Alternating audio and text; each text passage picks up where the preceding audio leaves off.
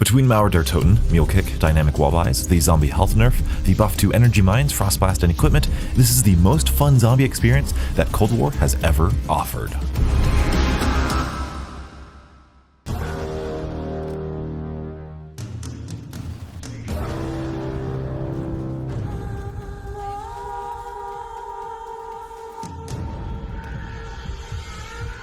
Starting things off, I believe Marauder Toten is my favorite map in Cold War Zombies. I love the atmosphere, I love the Wonder Weapon, I love Klaus, I love the main quest, and I even love the boss zombies, even though I think they're spammed a little bit too much. It is a breath of fresh air for the zombies community and Cold War Zombies in general. I don't see myself going back to play the other maps for quite some time. Besides that though, the core gameplay of Cold War Zombies is the best that it has ever been, specifically focusing on the nerf to the zombie health cap as well as the buff to all of the equipment and field upgrades. The game plays exactly how I imagine my ideal version of Cold War Zombies would play. Running around using equipment is so much fun, though I still feel like having tiers of equipment would also be fun.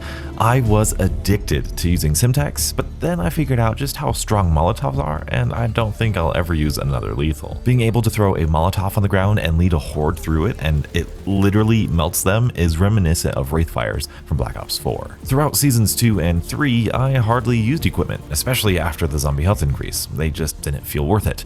But after this buff, I find myself looking at all of the equipment on the ground and just excited to see how effective they are going to be. I love pairing decoys with Molotovs and monkey bombs with Simtex.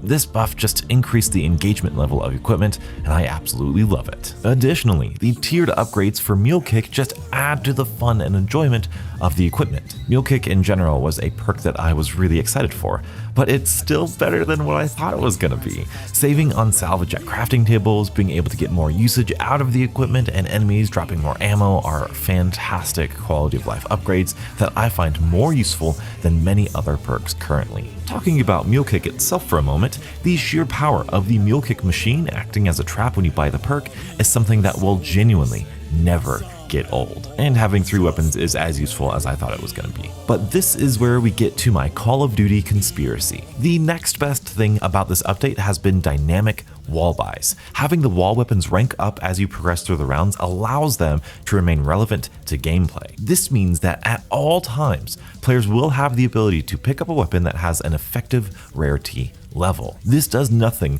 but give more power back to the player and puts their survival solely on their skill and strategy. My conspiracy?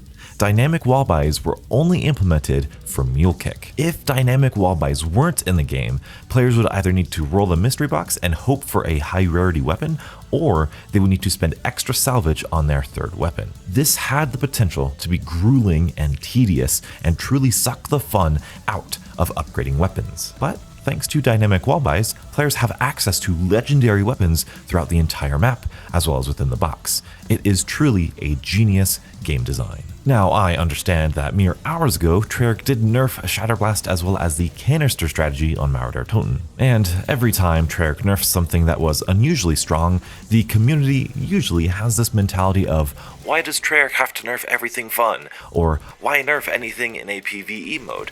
But I do not share the same sentiment. While the Zombies mode is a PvE mode, that does not mean that everything should be incredibly powerful. If players were invincible through an incredibly powerful weapon or mechanic, it would make the mode boring and unengaging. Shatterblast was, without a doubt, too strong to be in line with the other ammo mods, and while I didn't utilize the canister strategy, the small amount of time that I did, it felt a little too easy. That being said, I still believe that ammo mods need just a little bit more power than they currently have, especially Shatterblast and Deadwire. Additionally, I don't think adding an instant down glitch to deter players from using the canister strategy was the right move here. Instead, why not just make the canister take more than 5 eliminations to recharge? I feel like that would require more skill from the players while still allowing them to utilize a clever strategy. But what do I know? I'm not a game developer. Speaking of clever strategy, a clever strategy to enjoying Marauder Toten is checking out Marauder Toten 101 for the best zombie guides on YouTube.